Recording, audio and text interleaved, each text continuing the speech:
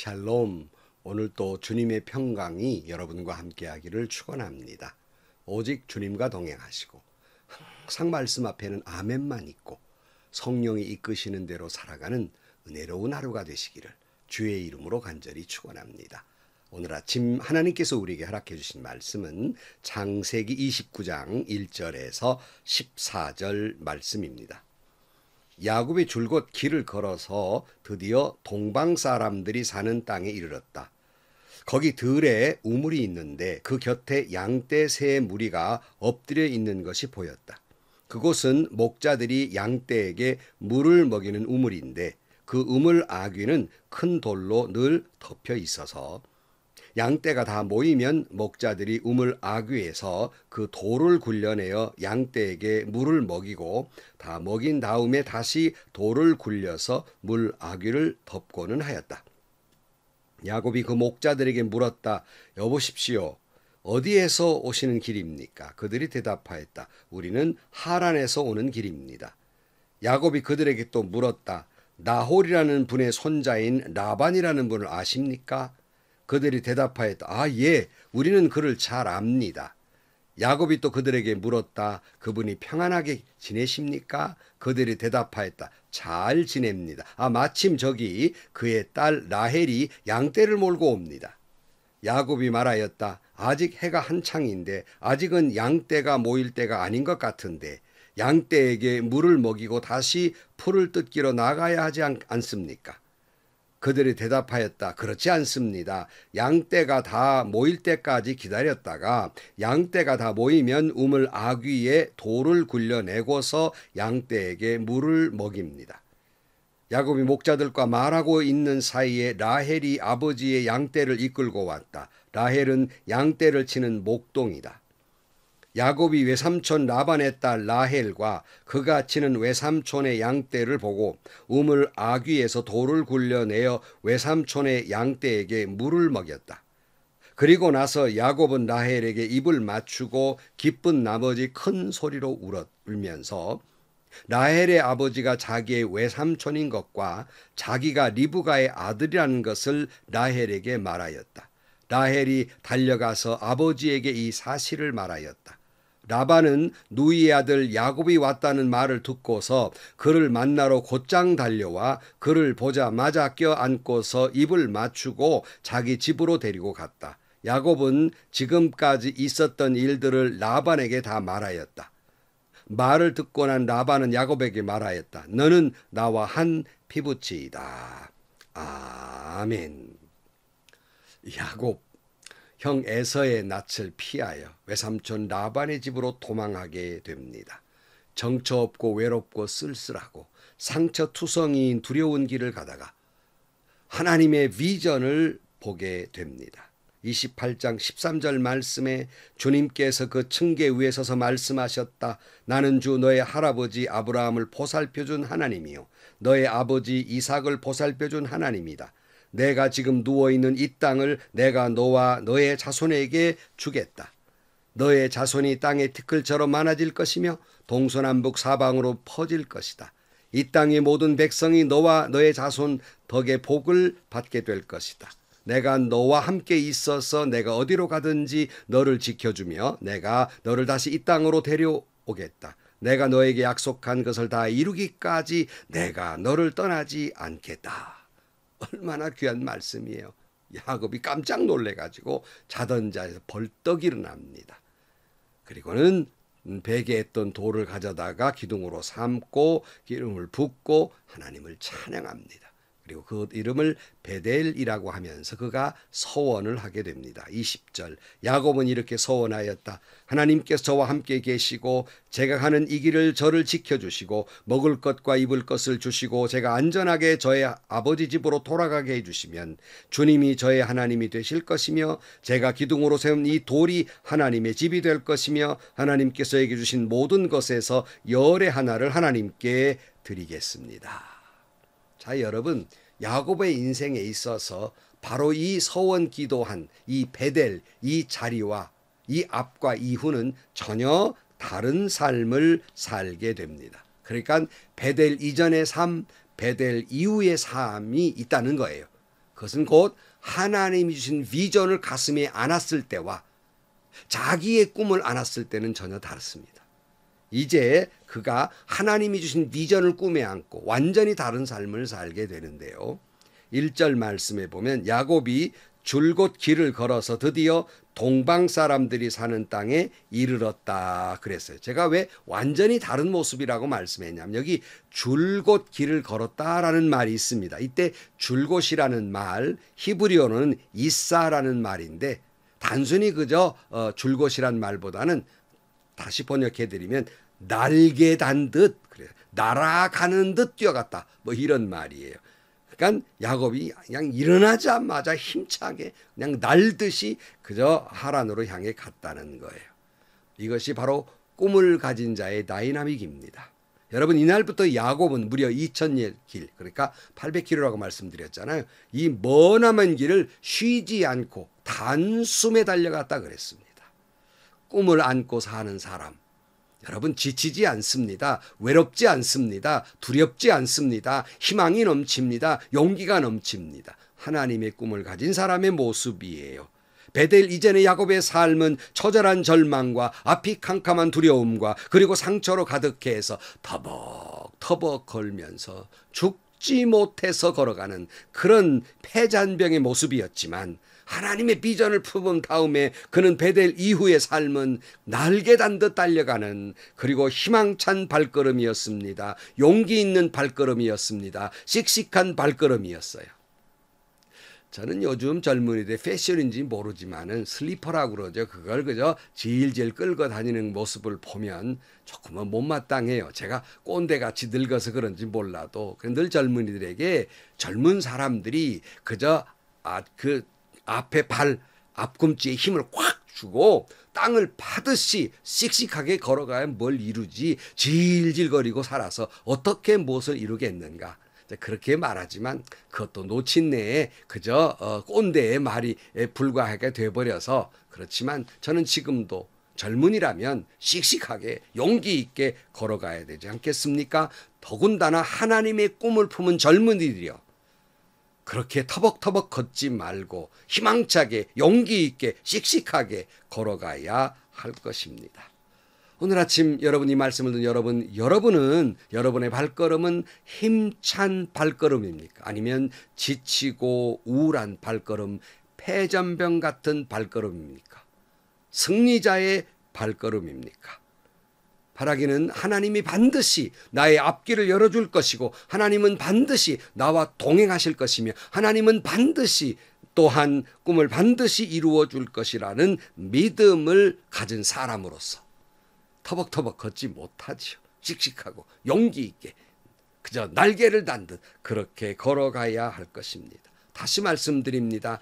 하나님이 당신에게 준 꿈을 당신이 접지 않는 한 하나님은 반드시 이루어 주실 것입니다.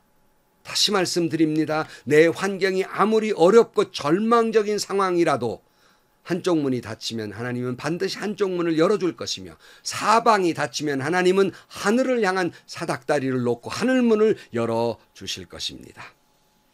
오늘 2절 말씀에 거기 들에 우물이 있는데 그 곁에 양떼 세 무리가 엎드려 있는 것이 보였다.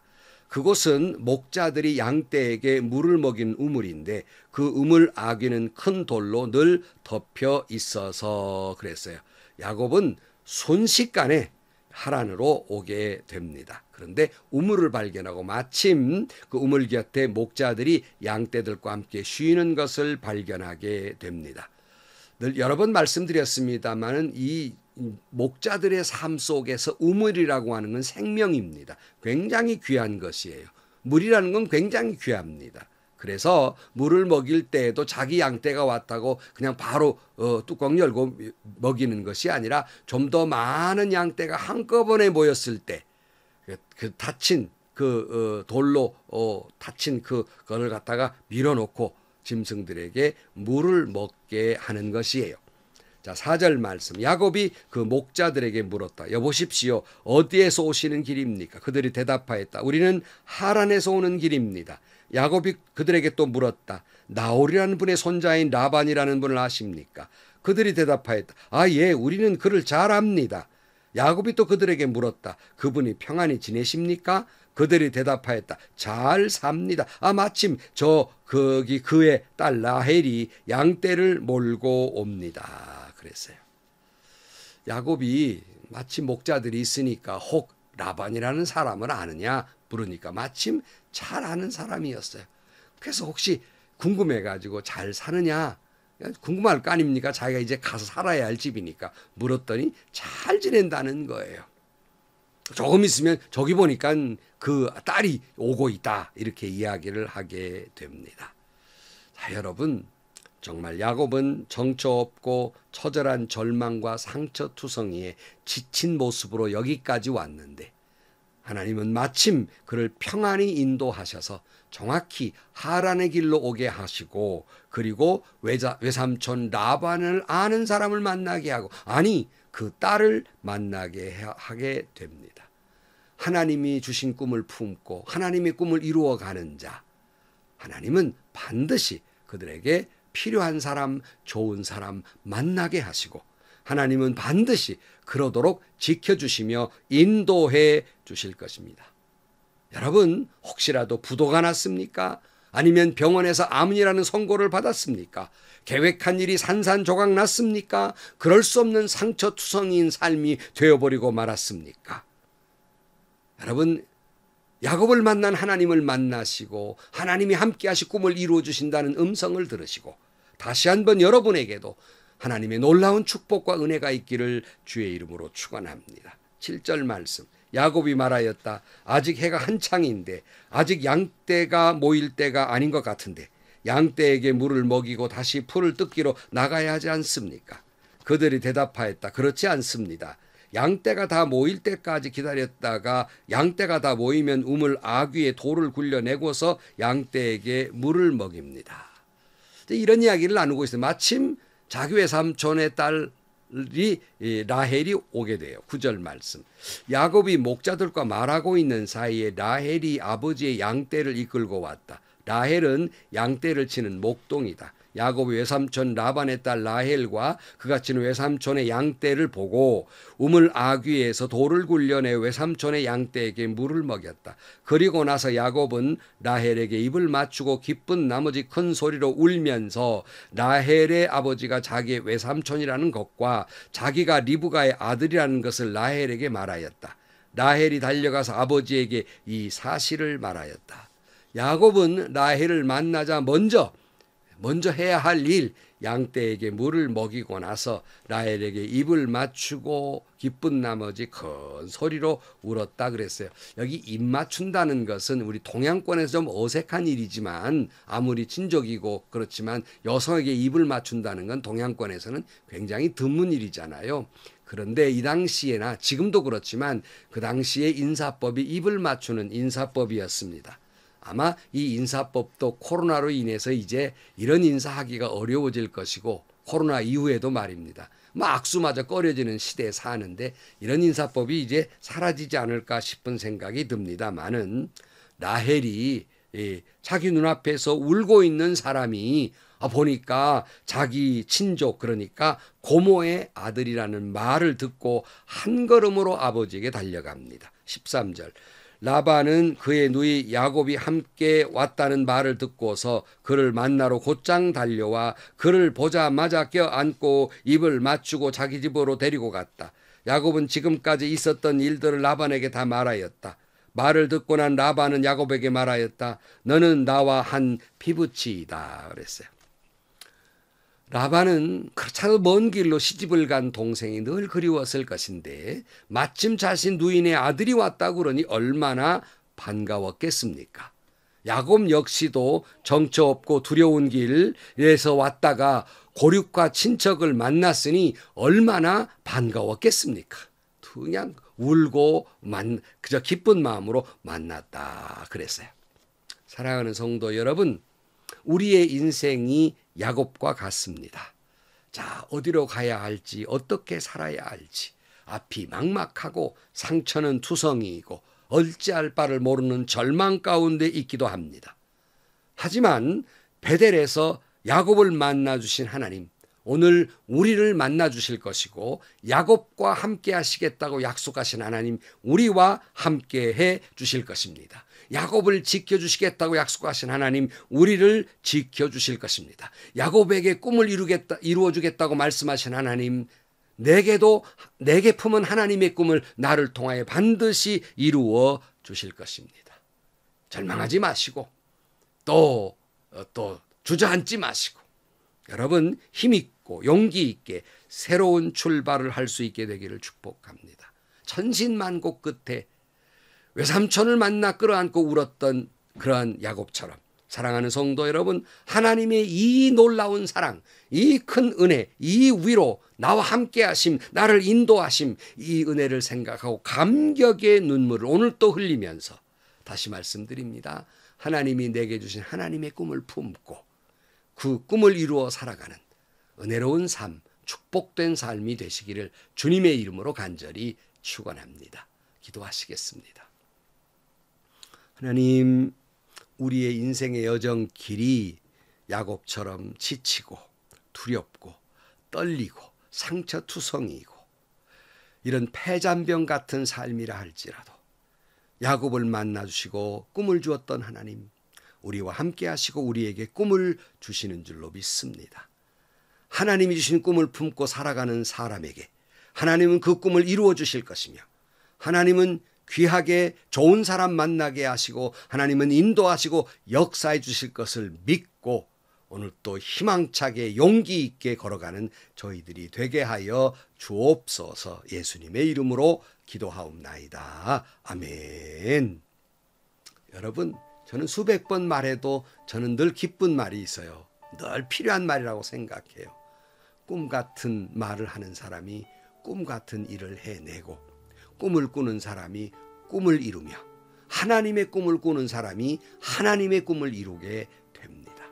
오늘도 그 꿈을 끌어안고 지금 내 현실은 막막하고 암울하지만 하나님이신 꿈이니까 그 꿈을 안고 이루어 주실 줄로 믿고 힘있게 걸어가는 여러분들이 되시기를 주의 이름으로 축원합니다.